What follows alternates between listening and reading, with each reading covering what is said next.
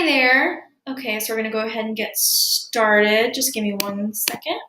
So I decided to do this a little bit differently just because I'm a very visual person. I wanted to incorporate an actual visual presentation for this instead of me just talking to you in a camera. So I decided to use Prezi because I feel like it's a little bit more of an interactive platform. That's what we're looking for. Okay, so we're gonna get started. So women in politics, I chose option 2. So I'm gonna be talking about a couple of ways that the media obstructs women's representation in politics, and also a few ways that the media can serve women in a beneficial way. And then at the end, I'll be discussing 3 rules that I have thought of myself that I think a woman candidate should follow in order to be successful in a campaign. So the media's role in a female candidate's campaign can either positively or negatively influence the outcome. Either way, it's going to drastically change that outcome. So representation in pop culture and media. So as we've seen in Misrepresentation, there's been a lot of socialization over years and years of entire generations, and kind of has influenced how a lot of people think women are supposed to be, how they're supposed to act, behave, how they're supposed to be in certain settings. It's not specifically a male-dominated way of thinking. A lot of women have this way of thinking as well due to internalized sexism because of their upbringing as well. It's been a lot of socialization. It has affected everyone. And it's set the foreground for women trying to get positions of leadership in the past, and it will for years to come. It has become difficult for women to, shake predispositions. They get a lot of questions like, how are you juggling it all? Whereas their male counterparts would not get this question nearly as often or anything similar to it. How the media misrepresents women's agendas in politics. So a lot of times women will put out press releases highlighting certain key issues that they want covered, that they want publicized, and then that is not mirrored accurately in the media itself, as opposed to their male counterparts that will put out press releases with their highlighted issues, and those will be mirrored accurately. So there's still a lot of gender stereotypes in news outlets and the information that they put out. So women are not having the issues that they want publicized nearly as much as they would like. A lot of times they're smaller issues that are more gender stereotypical are highlighted in news outlets. So the actual amount of media coverage also has an effect on women and their campaigns. Freakin and Kenny came out with a study that men receive more coverage and that women are less likely to be quoted or mentioned in newspaper headlines. So it's not always the case that women are receiving negative press, but it's that women are not receiving the adequate amount of press to begin with. Goes back to the age-old saying, out of sight, out of mind. So how the media can positively represent women. Well, women are receiving more positive traits attributed to them.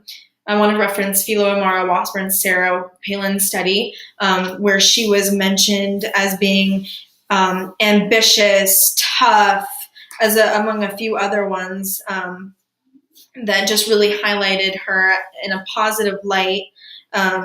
Authentic, strong. And then the New York Times also referred to her as being charismatic and as the Republican Party's biggest star. So these are words that are attributed to someone that is capable of success, not someone that they are predicting is going to be a failure. So in general, women are receiving more trait coverage compared to their male counterparts, but their male counterparts are also receiving more issue coverage. Women are receiving praise for their successful outcomes. So because of this media coverage, it will be drawing more support for a candidate or for an already existing leader. Men are not as likely to receive this kind of coverage. And I want to reference Angela Merkel.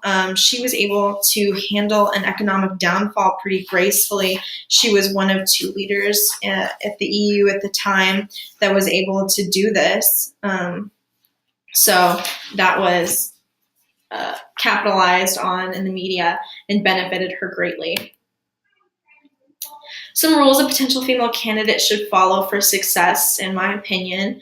I don't think that political ambition should be something that's standing in your way. And that's something that we've seen that holds women back, is that they don't see themselves as being up to the same standard as men, and they do a lot of not believing in themselves.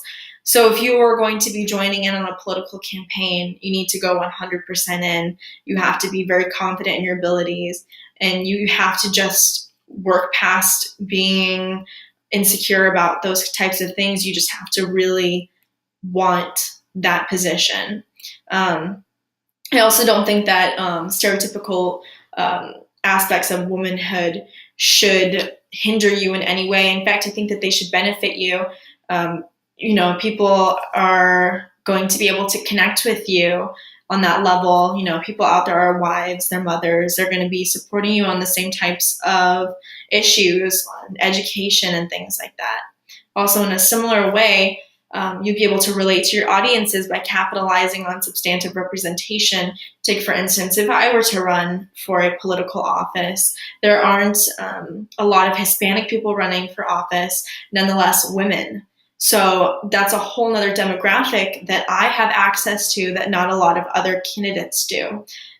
Women are going to want to see themselves on that stage. They're going to be able to relate. So that could actually be something that is very, very beneficial in the end. So that's my presentation. Just want to say that, thank you for listening in, and that we have made great strides as women in politics. We still have a lot of work to do, but we're getting there.